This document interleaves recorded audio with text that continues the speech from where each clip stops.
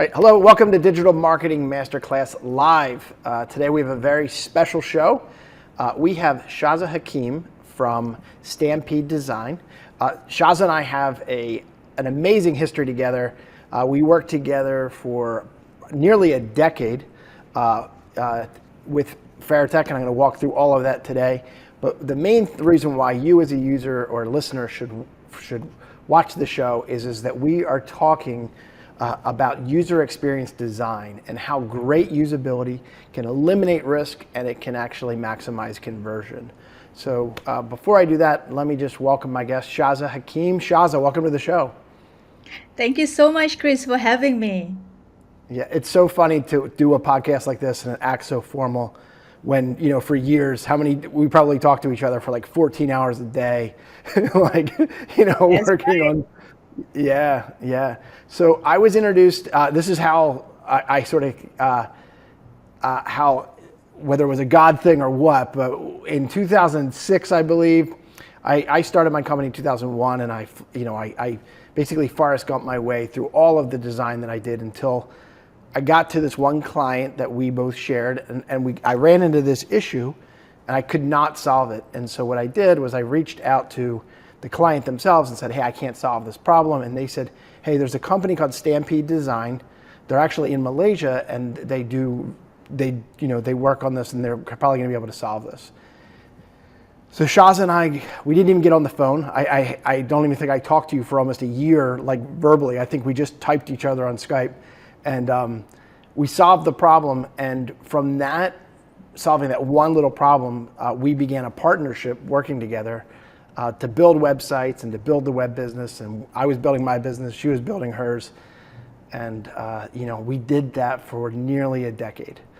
And if she has 10 years shaved off her life, it probably came from the fact that she had a partner like me early on that bled her and her husband and her team dry with my constant neediness. So is that how you remember it too, Shaza? Yeah, that was how you remember it. That was not my memory at all. I must say, Chris is being really modest right now. Faratech was actually one of Stampede's earliest partners in the USA, and it was so funny because like our client ended up becoming his client, and that's how we got introduced. And we're speaking 2006. This is before the iPhone even came out. That's Exactly. how ancient No. this partnership is. Yeah. And we collaborated on so many projects together. I honestly lost count. I don't know whether Chris still keeps I count and keep a screenshot no. of all the works that we have done. Yeah. Oh my gosh. I think for every client that we did together, we probably had 1,000 inside jokes and stories and stuff like that. And you do kind of look back and you start to think, you spend so much of your life working, and it's like kind of pleasure when you get to work with really great people. And I really find that even though the first, it was never peacetime. We were always scrambling, we were always running, but it was also so wonderful too. You know what I mean? I look back and it was a very charmed 10 years. It was, and I learned so much from that 10 years. It was truly baptism by fire, Grace, for both companies. Yeah. And we design, we develop, we project manage, we launch websites from e-commerce shops to schools, all the way to Yeah. a varsity sports Yeah. team. I Yeah. think We won we won Yeah, awards. We did a we won lot. awards. We won a lot in 10 years. And Yeah, then, and so yeah. go ahead. And I developed a great relationship with Shaza, and then her husband, and then her team. They were like a second family. Like you still have Shaq who still works for you, right? Yeah, we do. We Yeah. do. Shaiful has been Yeah. with us for, I think, like 12 years now. Yeah. Yeah. And like the first day I met him, his Shy Fu sounded like Shaq Fu, like Shaquille O'Neal, and I named him that, and I think has stuck ever It's stuck. since. It's stuck. Yeah. But I think what Shaza has a knack for doing, besides developing incredible design and user experience, is she knows how to really build a great team. Incredible entrepreneur, incredible leader, speaking around the world, just doing amazing things. Like, I'm so impressed with what you've done with your company in such a short time since we stopped working. Not since we stopped partnering, like, I'm looking at the stuff you're doing and I'm like, oh my gosh, she's blowing up, or your company's blowing up. So cool. So Yeah, cool. yeah, and Yep. you're so right. And I think I learned a lot from you because at the end of the day, when it was just the two of us, the two of our companies working together, we didn't have that many people in our team. But that was also the time when we started figuring out what is the culture, of our team. And Yeah. I think we that's why until now, Ferrotech and Stampede still have that shared language, shared enthusiasm, and we also Yeah. hire really really good people, and that's Yeah. not just me doing, Chris. That was also something that I learned from you. Oh, thank you. Thank you. Yeah. It was an adventure. And so, just the last other sentimental stories is, so we worked together for nearly a decade, and then I think I got a Facebook Messenger thing, and you said, "Hey, I'm finally coming to the United States," and so she came to New York. I'm in Philadelphia, so I drove there for like 2 hours, and it's so funny when you speak to somebody for so long, but you've never met them in person, and then you know we got a chance to meet. I fell in love with your husband all over again. I think by the end of the day, him and I are like, I don't want to say goodbye. Yeah, so cool. Yeah, So cool. yeah, yeah. Yeah. So tell me a little bit about Stampede for our users our listeners who don't know you. Tell us about Stampede. What do you do? And then we'll kind of go into the shop talk about why it matters to them. Right. So Stampede is a UX agency I co-founded together with my partner, Dov Nazarov, and we did this in 2006. For over 16 years, we have worked together with clients from all over the world. Clients like the Fortune 500, like BP, Intel, Petronas, Parotech, obviously, to deliver websites and digital product design that people want to use. So uh, when Chris asked me this question, and he sent me these questions way earlier, and he was asking about what is our special ability, and I was thinking about it, and I think our ability lies in the care that we have, and also our interest in turning design into a tool that give businesses an edge. And how we do that is by using design to reduce product risk. And that way, we hope that we can help businesses get out of their user experience debt.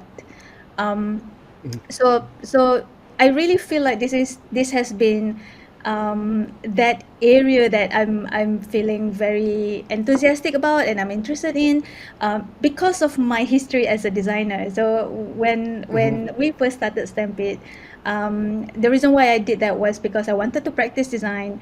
I'm a self-taught designer, so I wanted to learn, not simply the mechanics and the principles behind design, but also how can you make design to communicate messages to people. And this was very very early on in 2005. But since then, we have been using design as a way to gather evidence, in terms of, should you be developing a product, or should you be even building something before you do a due diligence check of whether people would actually want to use it or not.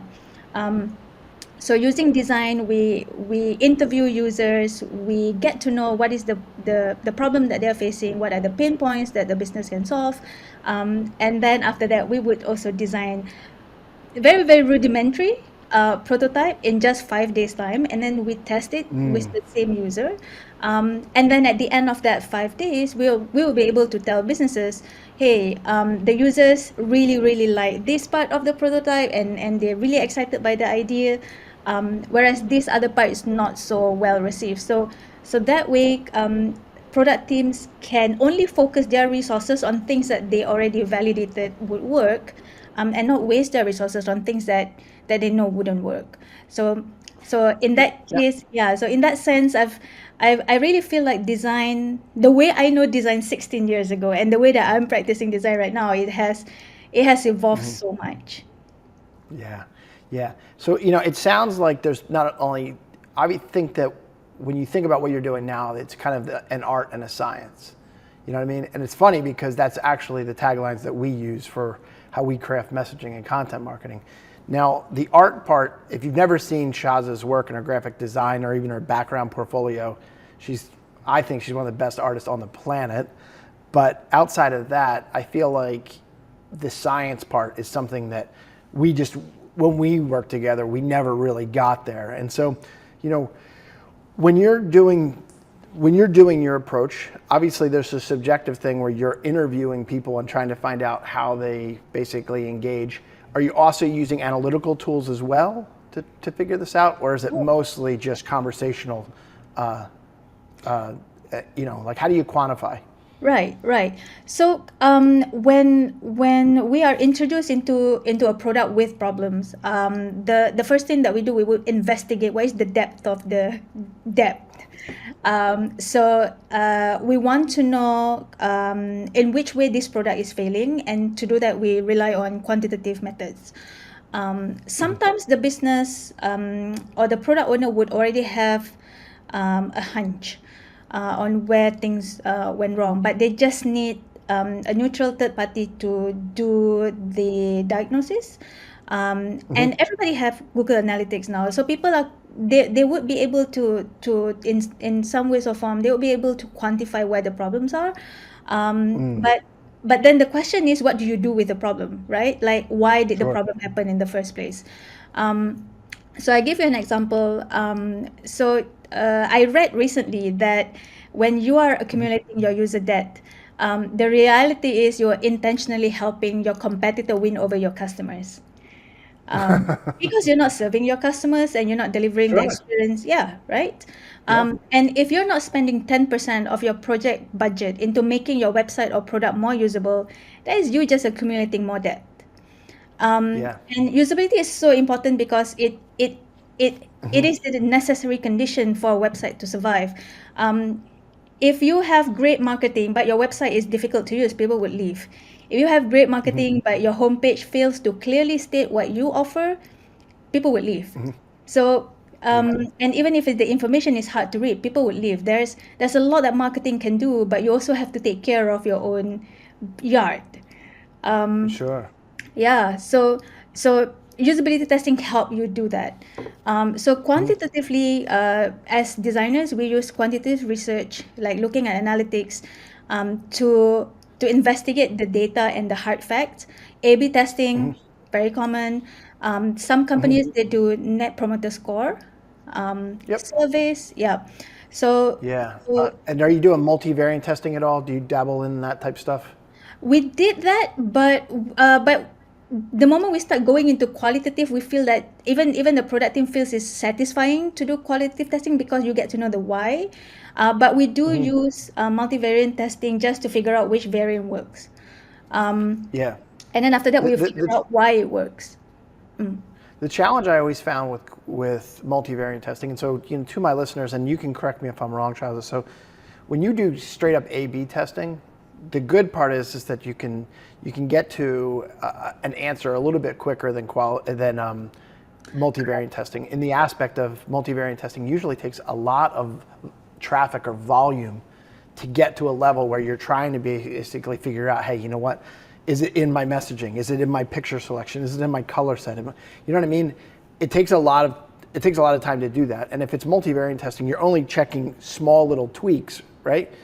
Well, if there's 10 different variables, you got to give it enough time to cook with enough traffic and volume.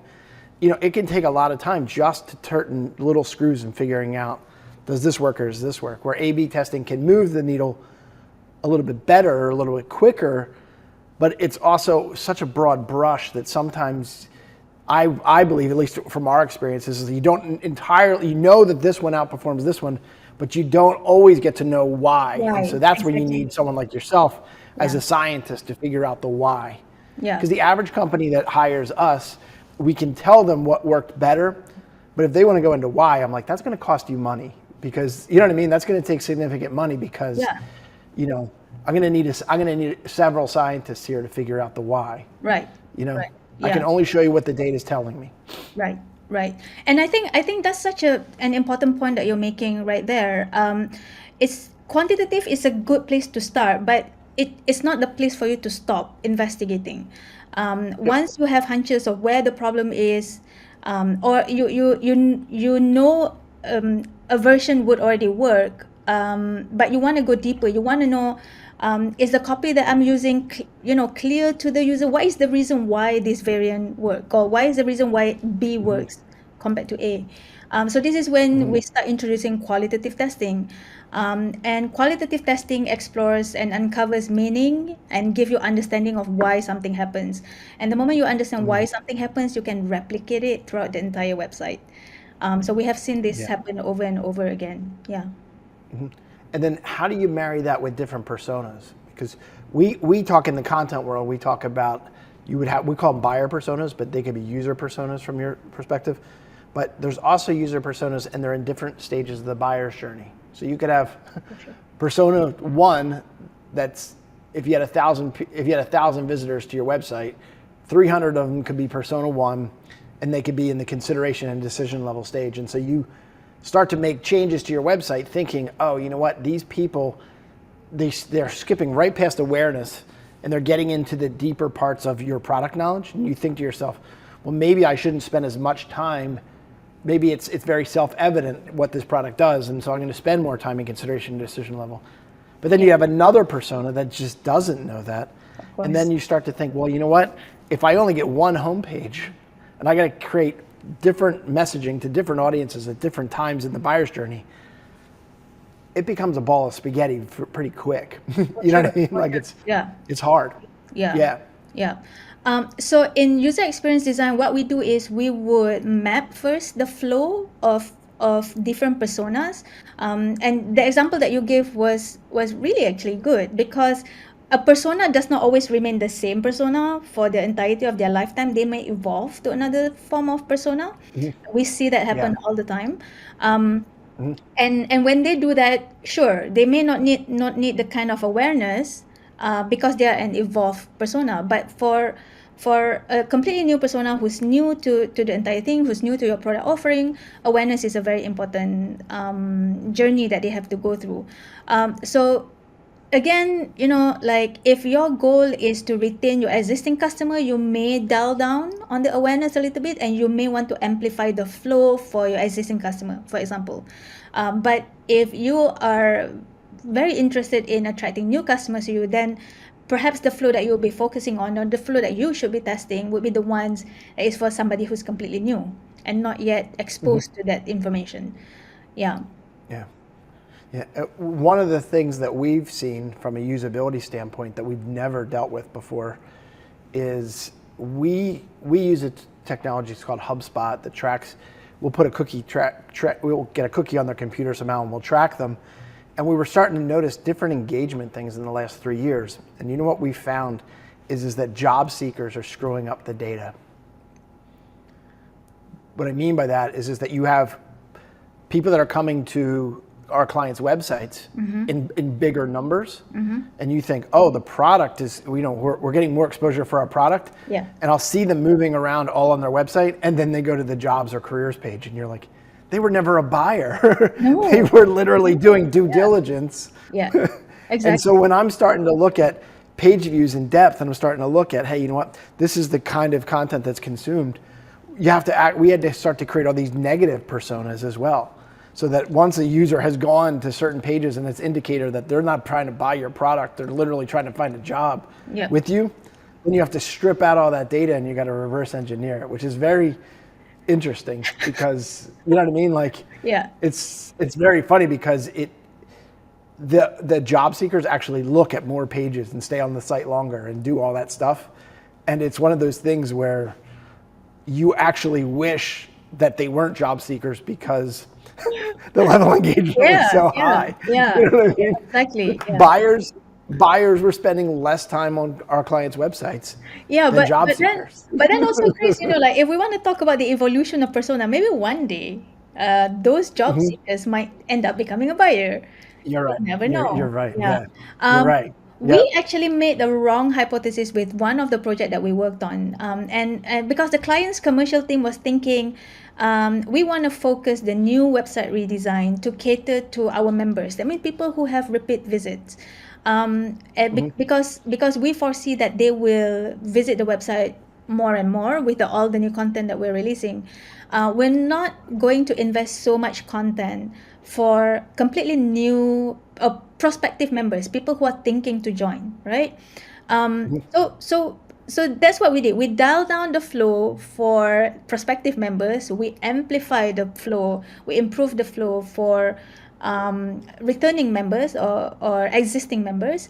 And then after we launched, we installed Google Analytics. After 3 months, we took a look at the data. Guess what happened? What happened? The persona switch. We found out more prospective members came to the website but not getting enough content because we dial it down.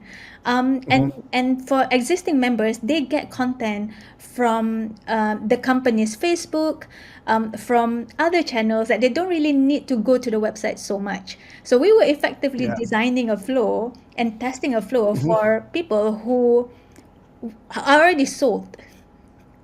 So yes, exactly. So same like you. So we actually had to reverse engineer whatever content that we have, make it more friendly for the prospective members, and then we start seeing more people subscribing. So that's lessons learned, and thanks to quantitative, we found out.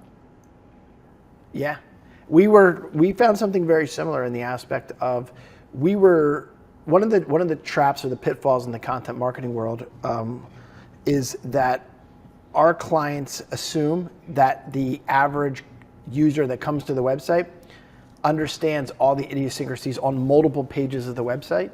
But then you would look and you would figure out the time on page, and you would also figure out the number of pages that they actually visited.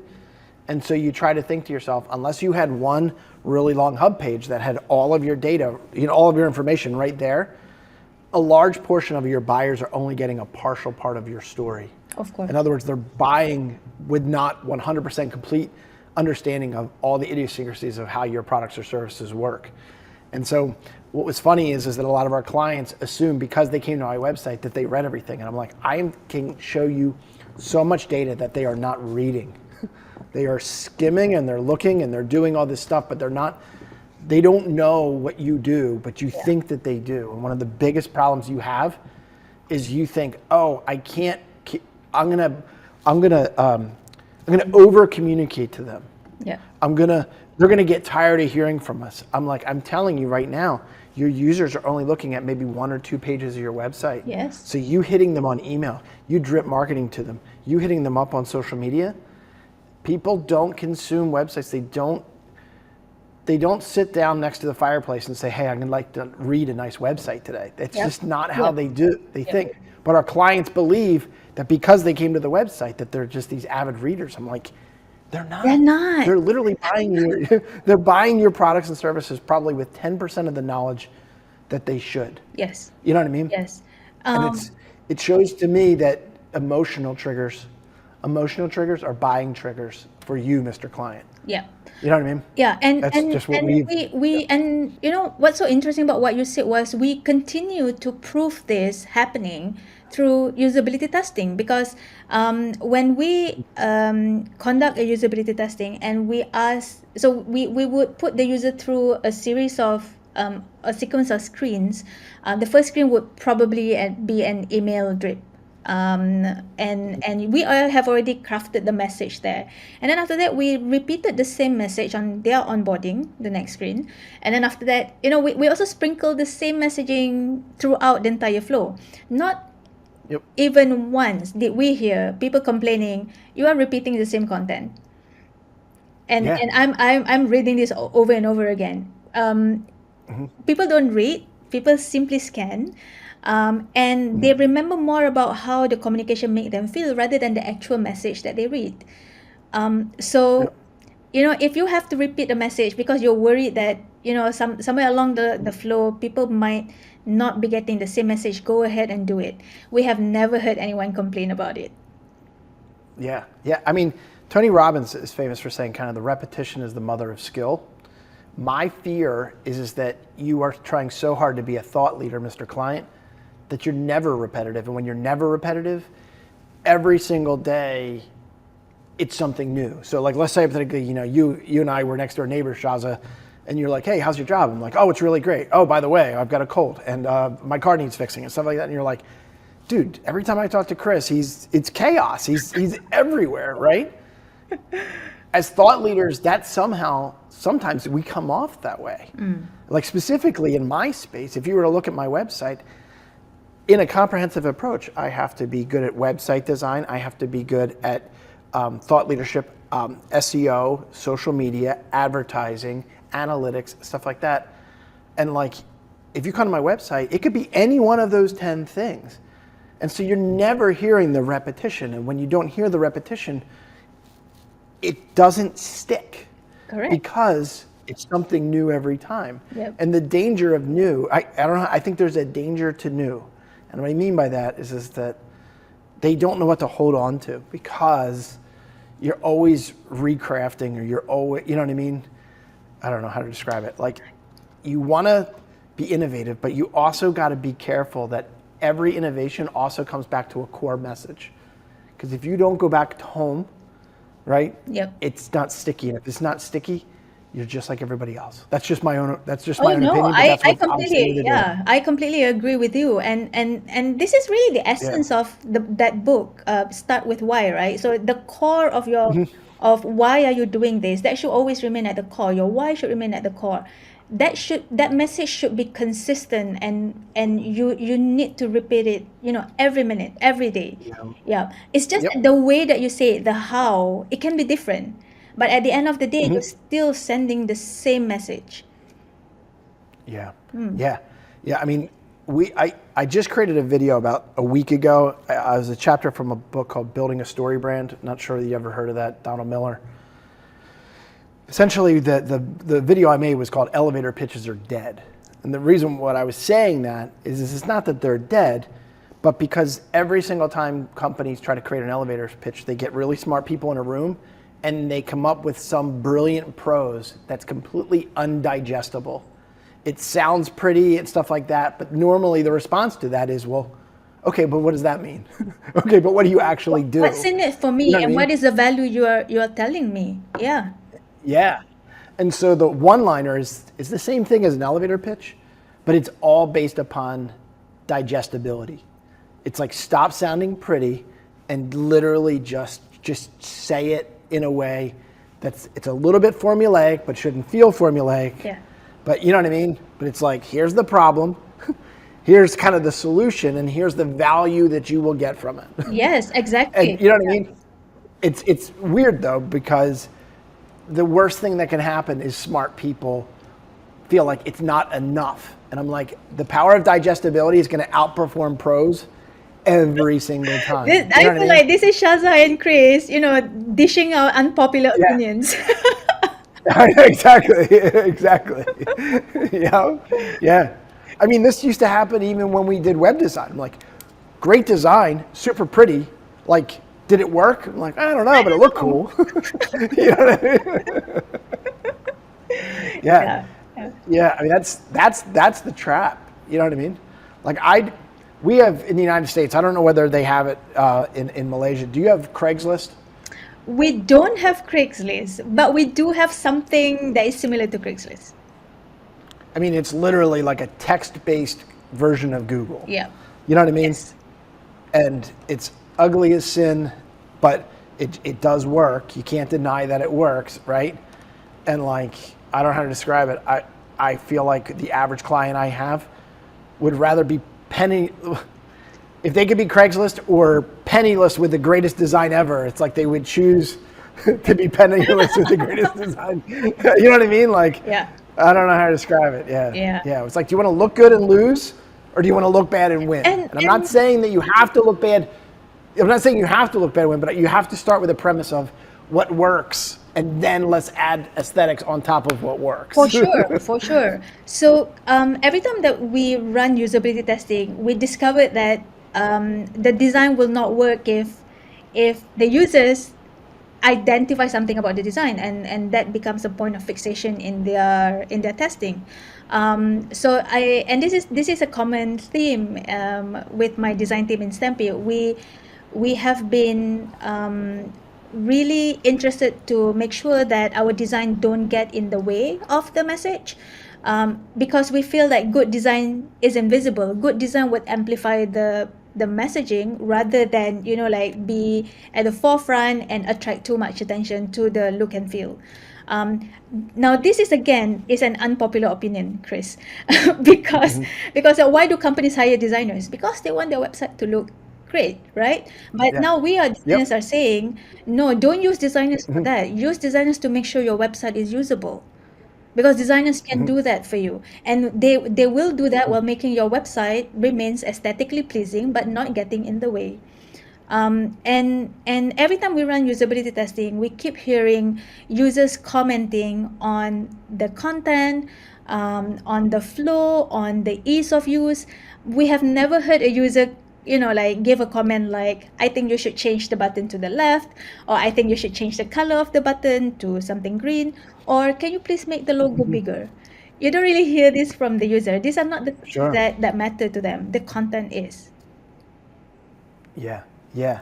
So we have there's a TV show that just came out that is basically a biopic for Travis Kalanick for Uber. It was on Showtime. Not sure whether you saw it or not. I mean, I definitely, I'm not a huge fan of these biopics where they just chop down the CEO, because I feel like they always gravitate towards the arguments that they want to, and they skip over brilliance just so that they can attack the things that are just imperfect. Now, keep in mind, the guy wasn't even close to being perfect. It's very possible he wasn't a good guy, but there were little idiosyncrasies that even made the movie that were tech talk, that like my wife and I are watching and it goes right over my wife's head, but he keeps talking about what he was talking about with Uber. He's like, the power of Uber is creating a frictionless environment. And you know what I mean? And that right there, I know we've been talking for a good 30 minutes. I know it sounds weird, but great usability in my mind and in my heart is always a frictionless environment. A good design is a design you don't even know it was there because it was so intuitive, right? Yeah. That the buttons, that the usability, that finding what you needed when you need it was intuitive, when you don't have to think, right? That you open up an app for the first time and you know what to do. You know what I mean? Yeah. Like there's a lot of brilliance in frictionless. You know what I mean? Like Steve Jobs used to say, simple is hard. Like when you have a frictionless environment, you have to know that there's scientists and designers behind this that are studying every nuance of the experience so that when you get there, like you don't have to think. Correct. Yeah. The reward is a client who doesn't have to think. You know what I mean? Like, I know it sounds weird, but that's the. That is true. That is true. And Yeah. I also see frictionless is also a factor of helping the user feels like they're in control of the experience. Because sometimes when like people might think that frictionless means you just want the user to start clicking along a path that you have designed for them so that you get the most gain out of it.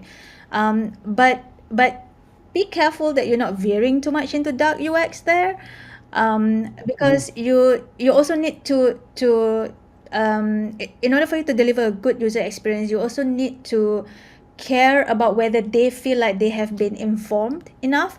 And this is the dilemma of it, right? People don't read, but they want to feel like they're informed and they're in control of the information that they receive. Yeah. So how do you strike a good balance between those two? I think that is something that designers are trained to do.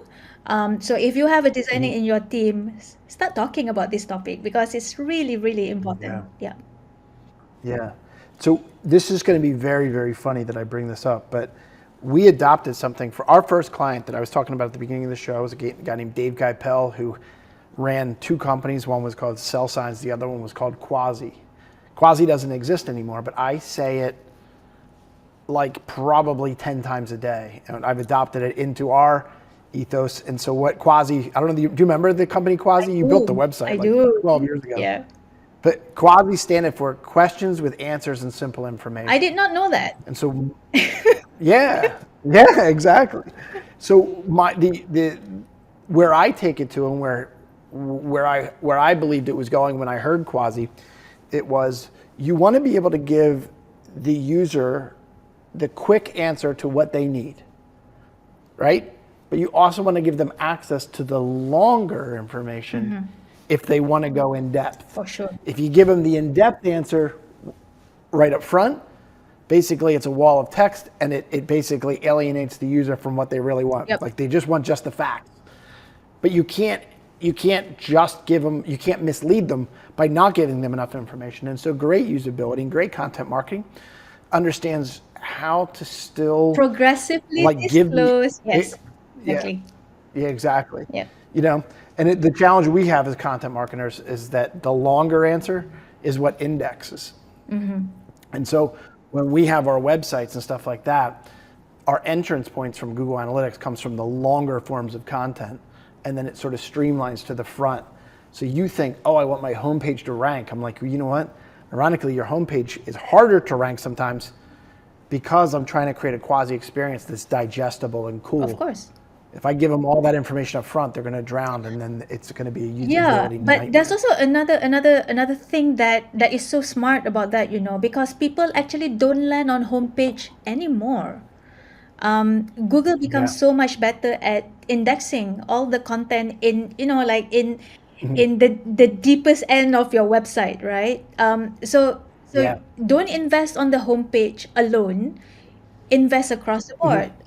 So your content need to be good across the board, and I see this all the time. Like one of the highest performing page on the Stampede website is actually not our homepage. It's actually our apprenticeship and our design career page, because that's something that people really come for.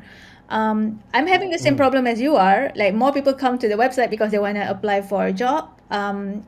I'm thinking that's saying that we are a good design company, that people want to do that. Um, but Yeah. but it doesn't mean that we would, then when I started to see this, and then I'm realizing, we're investing so much in our homepage, and we think people land on homepage like it was 2005. People don't do that anymore.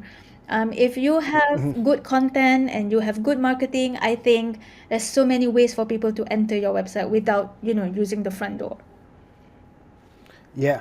Now, what is bizarre for us is how much of our usability, where we were developing awareness level content that was deeper pages of the website, I would push them to consideration level pages, which were closer to the homepage and the sitemap. In other words, when we do what we do, a lot of our approach has to deal with backlinks. Getting backlinks to product pages are nearly impossible. All right. So what happens here is you have to create blogs, and the blogs develop value Yes. either with strong opinion or heavy data. Yep. They get the backlinks. The juice from those pages increases the entire domain authority, and that is what makes your service pages rank. Okay, that's sort of the weird science that we believe. Yeah. What's so funny about that, though, is that I can show you so many times where people go and they get all the awareness and they get all the consideration, but when they want to go to buy, this is the weirdest phenomenon. They go back to the homepage and click the buy now button, in theory, the buy now page, or the contact us thing from the homepage. It's bizarre, Why is but that? I've seen it. I don't know how to describe it. Ah. It's like they're determined to walk through the front door, no matter how hard you try. Oh, I have a theory for that. Whenever I'm Yeah, I have a theory too. Okay, what's your theory? Let's hear your theory first. My theory is that companies didn't pay a scientist like you to work on all of the depth pages in the website, and so they focused all of their time and energy when they built the website on their homepage. And so you inform them on other pages, but your homepage has the most science, and in that approach, they know where the buy now button is on your homepage. Right. Do you know what I Yeah. mean? So like think about the designs we used to do back in the day. It was like I used to give you your homepage design in desktop and mobile, and I used to give you your content page. But if I have hundreds of content pages, that science gets like, you know what I mean? What's the word I'm looking for? It desaturates Yeah. over time. But the homepage, that's why they exist, because I wowed them with the homepage. We almost always wow with homepage. You know what I mean? Yep. We try to go mobile first, but our clients never get it. I know it sounds weird, but so we'll go mobile first, which means we'll give them the mobile homepage first, and then the full desktop. And they look at the mobile homepage, they're like, oh, that's cool. And then like, show me the goods, show me the desktop. You know what I mean? I'm like, 70% of your audience is looking at this on a phone, man. Yes. You know what I mean? But they're in love Of with course. the desktop Yes. homepage. You know what I mean? Yep. So Yeah. this is a Yeah. situation where the client is not the user, and we see this all the time, right? Because you probably Yep. will browse your own website from the comfort of your own Yep. office on your own laptop, and you want everything to be perfect. But user doesn't use websites that way. They're probably commuting Yeah. somewhere. They're like traveling somewhere, and they heard about you from their friends, and they really very quickly want to buy a product from you. They don't have the luxury to sit down at their desk and use their laptops. Mhm. So if you're not Yeah. looking into mobile first, like Chris said, you are going to be Mhm. alienating the experience of so many of your users. I know. I know. But it's just not as fun. I swear. Like, you know what I mean? Like it comes back to people like you and me that say, like, I know that you want to spend time somewhere else, but we got to get it right Yes. here. Yeah, You know what I for mean? sure. Yeah, and it's funny too because I think one of the biggest impediments of a great design is the people at the top of the food chart that base so much of what they're going to do based upon the hunches of what they do.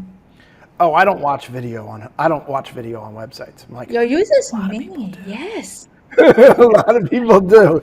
Oh, I don't download ebooks and white papers because it's a pain in the ass that they take my email address. A lot of people do. You know what I mean? You're just like, you can't just think everyone is like Yeah. you. You know what I Yes. mean? Are you a one of a kind CEO? Yeah. Then why do you think everyone's like you? You just said you were one of a kind. Yeah. And whenever we have such a strong reaction from say the business owner about Yeah. this, the Yep. first thing that we would recommend is, hey, we're gonna run a usability testing, and your user get to use your website. Like, we're not gonna influence them with anything. They're gonna use it very naturally. Do you want to come and watch? That's what we do. Yeah. Yeah. And they would come in, and they would be like, I often see this eureka moment when they start seeing feedback from the user that completely is the opposite of what they think, how people Yeah. use their website. Yeah. And this is when I know I Yeah. got them. And this is how I know when, Yeah. when they get hooked with testing. And the funny thing is, testing is not really that expensive. Um, but before I go into the mechanics of usability testing, I want to offer you my theory of why people go back to the homepage. Um, and I and I'm Yeah. gonna do Right. this because I recently did this. So we all know that when you're shopping, the promo code is on the homepage. Oh yeah. Yeah, Okay. yeah. Yeah, So that's a good idea. yeah, Yeah. so Yeah. so once you have landed on the product page and you added that product to your cart, um, it's just me probably, but the first thing that I would do is I would just go back to the homepage in case if I miss a coupon code. Yeah. Yeah. Yeah. Yeah. And then if You're yeah, right. whether I see the coupon code or not, then the next thing I do is I want to complete checkout. But that could be the reason. Again, it might just be me. You probably need to test it with Yeah. several people. Yeah. Yeah.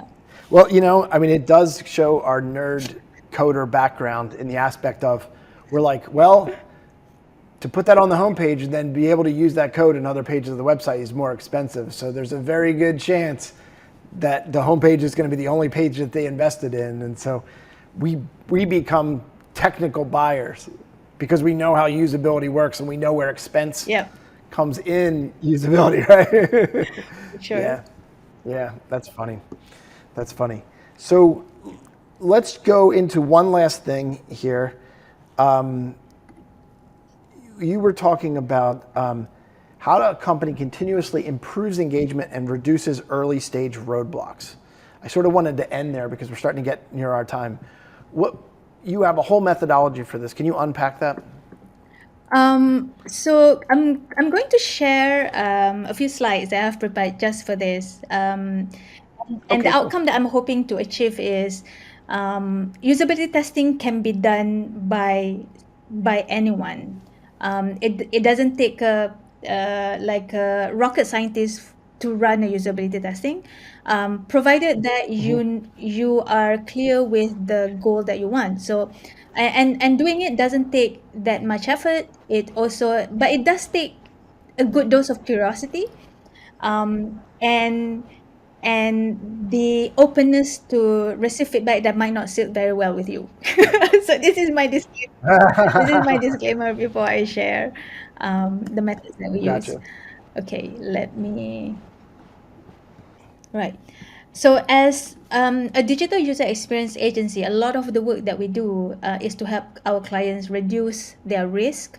And the way that we do this is through usability testing. And as a team that help other teams design products and services that people want to use, we often take this opportunity to help businesses um, do a self-diagnosis on what is the underlying problem and what is causing it. And we do that through usability testing. So I want to start by sharing a product that we recently worked on for a company in Malaysia called DriveMark. So DriveMark has the lofty ambition of wanting to help Malaysian drivers drive safer. And the way that they do this is through a Mm. mobile application that can tell you how safely you have been driving or how unsafely you have been driving. And it gives you incentives when you drive safer, and it also gives you statistics throughout longer period of time. So you can see that DriveMart can tell you how many safe trips you have done recently, and against a total trip, and it also gives you insight about your driving techniques, whether you're speeding, and it gives you tips on how you can improve your driving. But more than that, DriveMart also introduced in the recent redesign that we did for them. We also discovered that Asians and Malaysian users, they're very community driven, and it really matters. Their achievement really matters when it is seen within the context of a community. So we discovered this when we ran user research and we interviewed several users. Because of that, DriveMart decided to make an experiment to test what happens if we introduce gamification, where people can see how they fare against other users of DriveMark, Mm. against their friends and families, but also at a Wow. national level. But something that we're Hmm. particularly proud of is the effect of making one small habit change, but over a magnitude of impact. So, for example, um, our experiment and our hypothesis was, what if we can help people improve just one route? What if they can improve their driving and they become safer driver within just one route that they take every day? How much would we be Hmm. moving the needle that way? So we did this test and this experiment over here. As you can see, Mutiara Damansara and Kelai, those are point A and point B. And this is a route that the user take regularly. And we are over indexing on helping the user drive safer on this route, because we feel like, because of the repetition, and also the familiarity with the route, if we can get the user to drive safer in this route, we would have you know achieved a small win. um, so this was DriveMart. We did this prototype in 5 days time. And Mm. prior to the redesign, so this was what was happening with the old DriveMart design. There was when they launched, there was a lot of interest in the design. Like I said, like there were many people commenting how beautiful the design looked like. But after some time, interest start tapering off. They start losing customers, they're not getting a lot of engagement, and they were concerned. Things were flatlining, and that was the point when they requested for us to come in and for us to test this hypothesis that they had.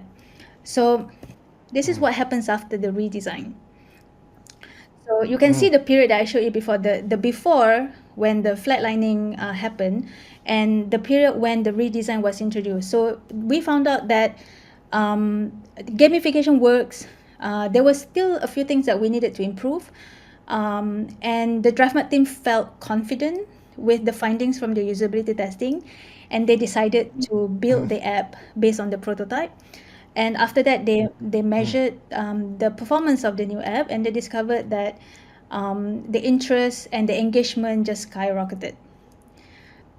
Yeah.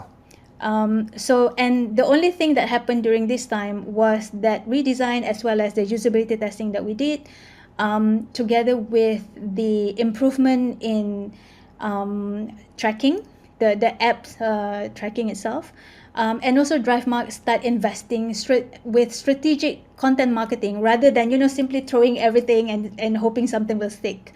So they started to become more strategic in the way that they do their marketing. They start to amplify the community aspect of the app, and that really resonated well with the users. Wow. Yeah. So, but to demystify the entire process of how we did this, it's really good old design thinking. So we start by empathizing Yeah. with the user. We then define the problem. We came up with several solutions.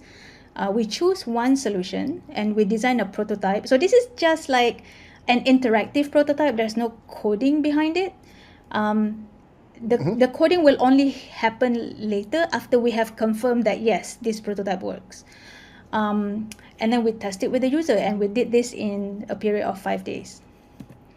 So we Wow. talked about this earlier, Chris, and many product owners, right? Like many product owners, many C-level executive, people who are very invested in the product, they think that they are the users.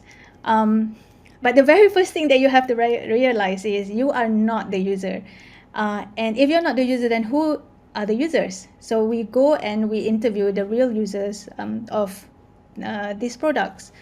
Um, and once we have understood their pain point and we have an idea of how to solve the pain point, we would sketch several of these ideas in a workshop that we call a design sprint.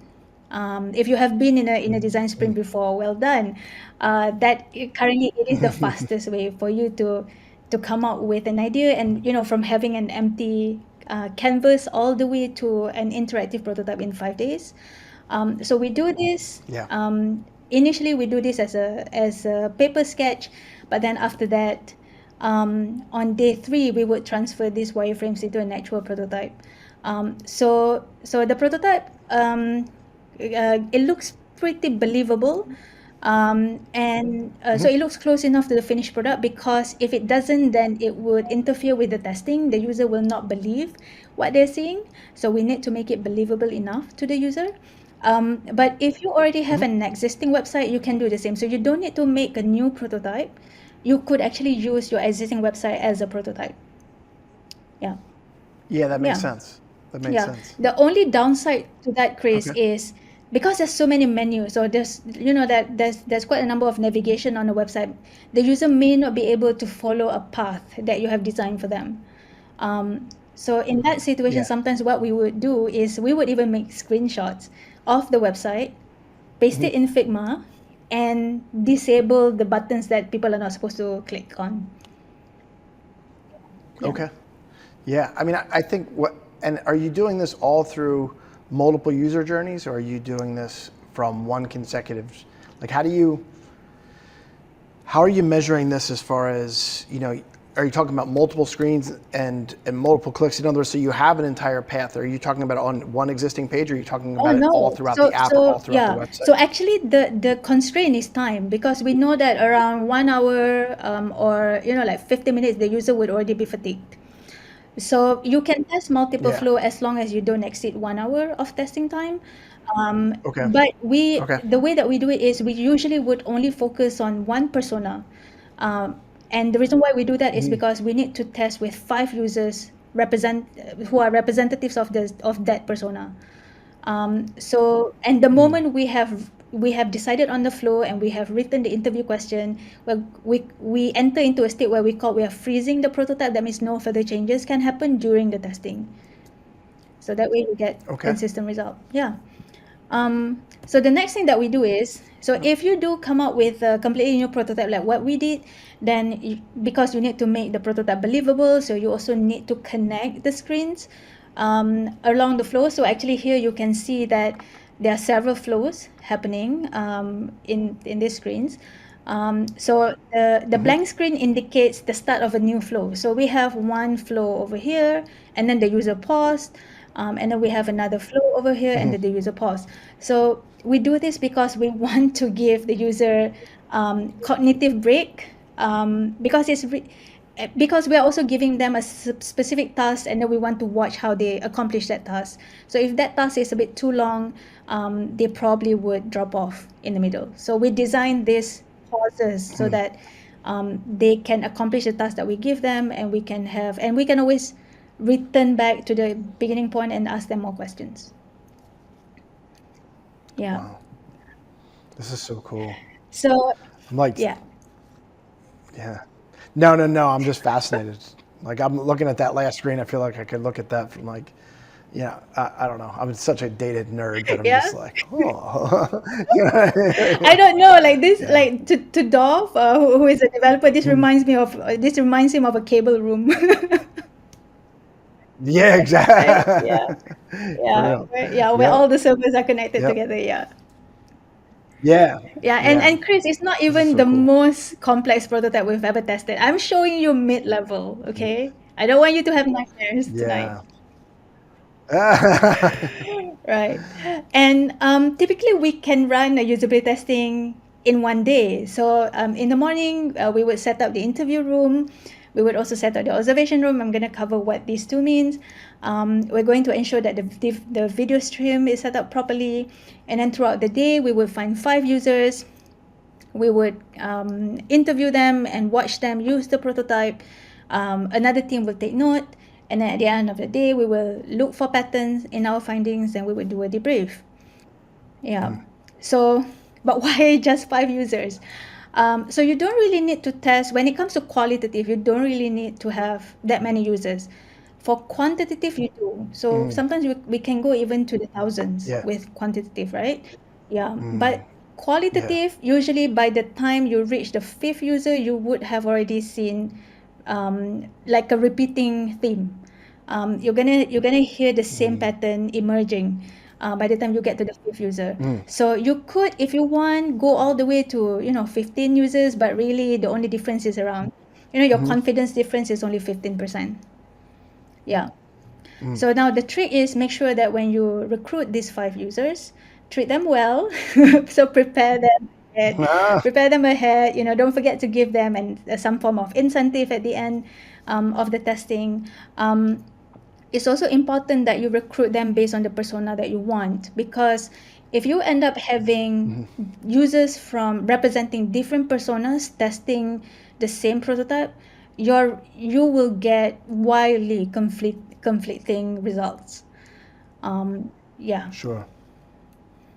All right. Very cool. Um, Yeah, that makes a lot of Yeah. sense. So how do we set up the prototype before our user arrives to test? In a non-pandemic world, back like in the ancient days, we Yeah. used to make use of 2 rooms. So we call one room the interview room. This is the room where we will have one interviewer and also the user, and then we will also have a separate room where the rest of the team will observe the testing and take their notes.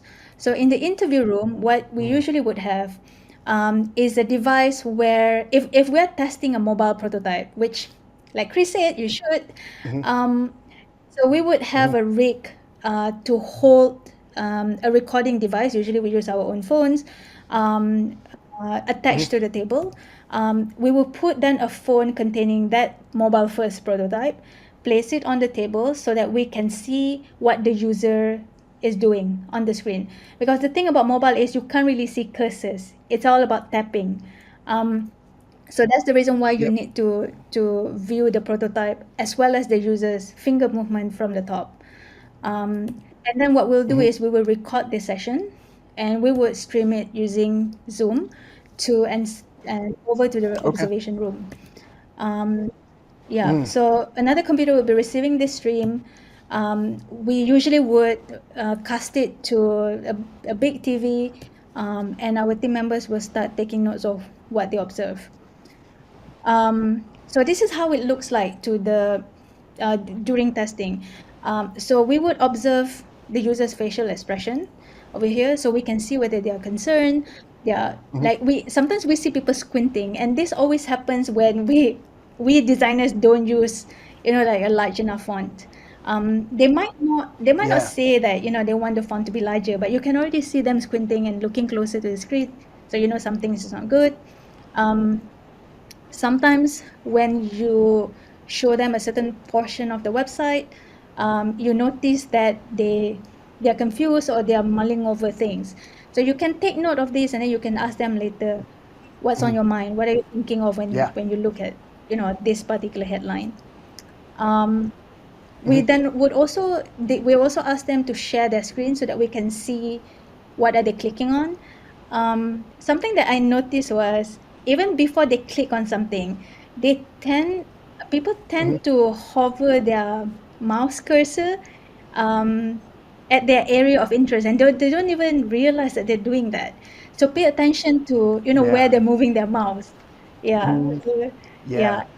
It's almost like nonverbal Correct. cues. Correct. Yes, for sure. Yeah. Yeah. Yeah. Yeah. So, and we record all of these sessions because later on maybe our researchers need to view them again. Oh, but another great thing of recording these are you can actually then make small video snippets that you can share with the rest of your team. Yeah. Good tips there. Yeah.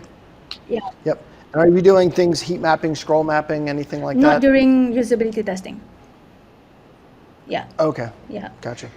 So like I mentioned, we look at their facial expression, whether they're confused, whether like it elicits an anger response, um, or Yeah. they start like, I'm not so sure Mhm. what this means, or this is not relevant to me. You can start seeing this, like in your first user, your second user, your third user.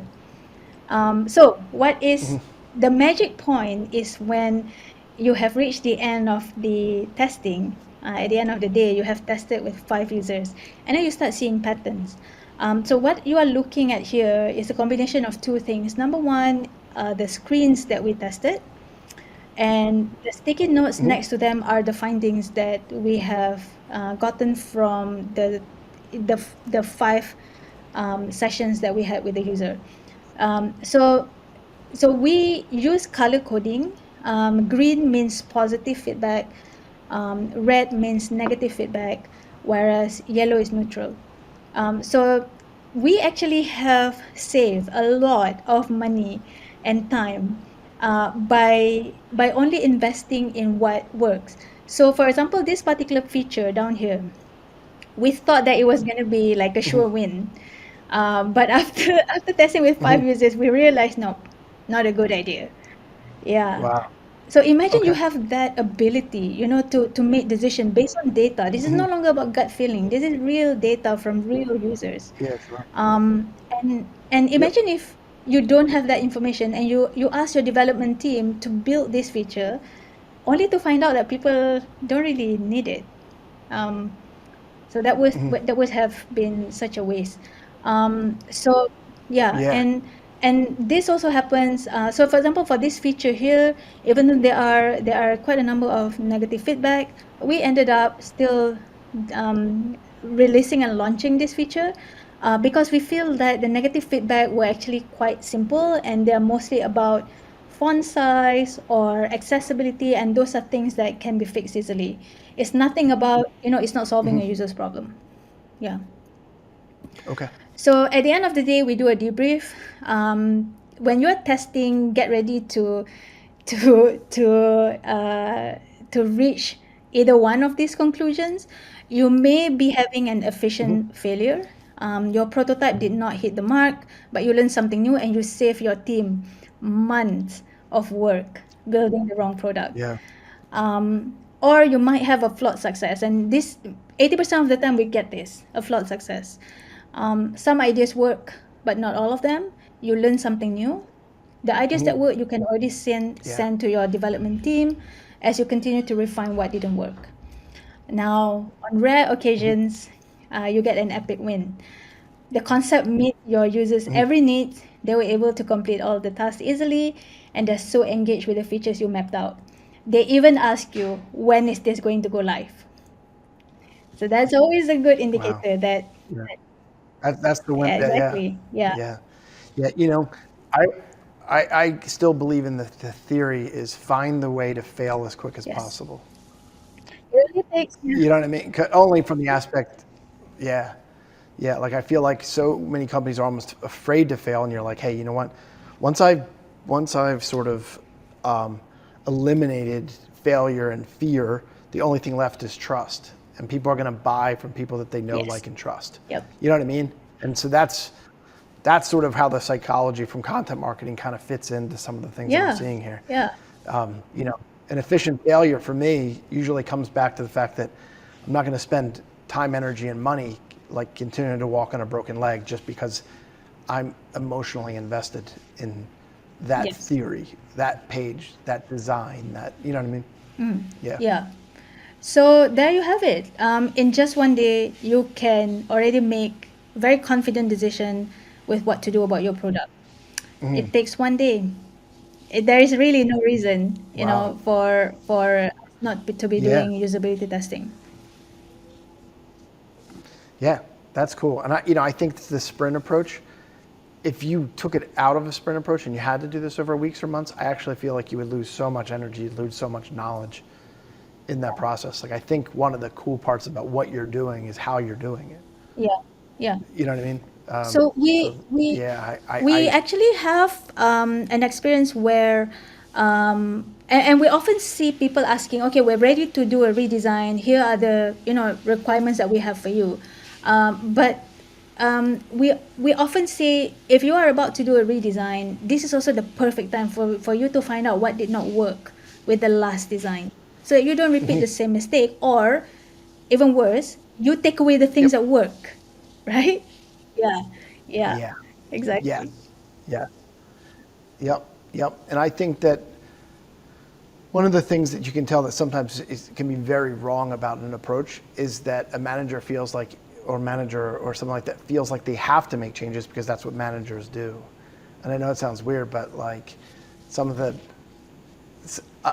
a lazy manager and sometimes a brilliant manager are going to be the same, could get the Yep. same results. And what I mean by that is that a lazy manager is going to be like, yeah, just run with what you have, I believe you. And then a good manager will also say, hey, you know what? Like, I'm not going to get in the way of this as well, or sometimes it's good enough as it is. You know what I mean? What I find, like in my space, I see we'll work really hard on something and we'll send it to, the point of contact. The point of contact's like, yeah, I like it. Then they get it in front of their boss, but their boss has to make a change because that's what they do. That's what bosses do. Yeah. You know what I mean? And we were talking about in the beginning, yeah, that slide, like it's not about you. Like the dream clients are when you're working with a client that says, you know what, I'm gonna rely on the data, whether it's quantitative or qualitative, and let the data do the talking. You know? Yes, yes, Yeah. and I think Very like cool. coming from agencies like ourselves, I think it is like good agency partners would be asking you in the first place what necessitate this redesign that you're looking for. What made it so important that we redesign. A good agency will ask you that question because they want to make sure that they're Yeah. delivering the outcome that you want. But um, others might simply like get excited, okay, give us a requirement, and then like we're gonna design it, we're gonna make it look like like gonna make it pop.